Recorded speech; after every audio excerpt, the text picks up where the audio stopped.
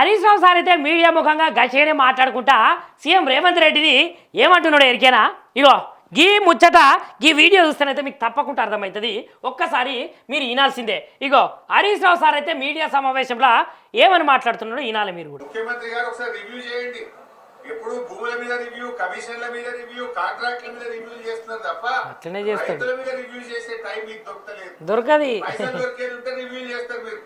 పైసలు దొరికాయి కదా గరీబ్ రైతులు, వీళ్ళ విషయంలో రివ్యూ చేయడానికి మీకు తీరికలేదా? ఎందుకు మీ ఇంటెలిజెన్స్ ఏం చేస్తుంది?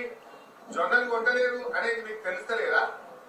శనిగలు సగంలో ఆపేసిండ్రు అనే విషయం మీ ఇంటెలిజెన్స్ మీకు చెప్పలేదా? చెప్పది చెప్తుంది. లెక్కలేంతనమే అనాలి. అర్థం చేసుకోవాలి. ఆనాడు పెద్ద పెద్ద మాటలు మాట్లాడారు. ఇప్పుడు హరీష్ అన్న నువ్వు ఎంత మాట్లాడినా, నువ్వు ఎంత గట్టిగా జనాలకు చెప్పుదాం అనుకున్నా కూడా ఇగో రివ్యూలు అనేటివి ఎక్కడనైతే పైసలు వస్తాయో, ఎక్కడనైతే భూములు ఉంటాయో, ఎక్కడనైతే పెద్ద పెద్ద కాంట్రాక్ట్ ఉంటాయో గక్కనే అన్న. ఇప్పుడు నువ్వు చెప్పేదంతా మరి ఆయనకు అర్థమవుతున్నది అనుకుంటానవా? ఆయనకు చీమ కూర్చున్నట్టు కూడా కాదు. చెప్తాను కదా, మల్లేశం అనే రైతు చెప్తుండు, సార్ 11 గంటలు 10 గంటలే కరెంట్ వస్తుంది, సాయంత్రం 4ంటికి పోతే పొద్దుగాల 6ంటికి కరెంట్ వస్తుందని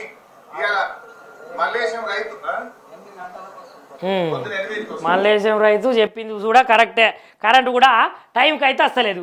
ఇక గియాని మాట్లాడుతుండే కదా, అసలు ముచ్చట్లకు పోతే హరీష్ రావు సార్ అయితే ఏమని మాట్లాడుతున్నాడంటే ఎప్పుడు భూములు, కమిషన్లు, కాంట్రాక్ట్ల మీదనే రివ్యూలు చేస్తారా? రైతుల గురించి అయితే రివ్యూలు చేయరా? అసలు చేయనియరా రేవంత్ రెడ్డి అని ప్రశ్నిస్తున్నాడు. ఇక పంట కొనుగోలు జరుగుతలేదని నీ ఇంటెలిజెన్స్ వ్యవస్థనైతే నీకు చెప్తలేరా?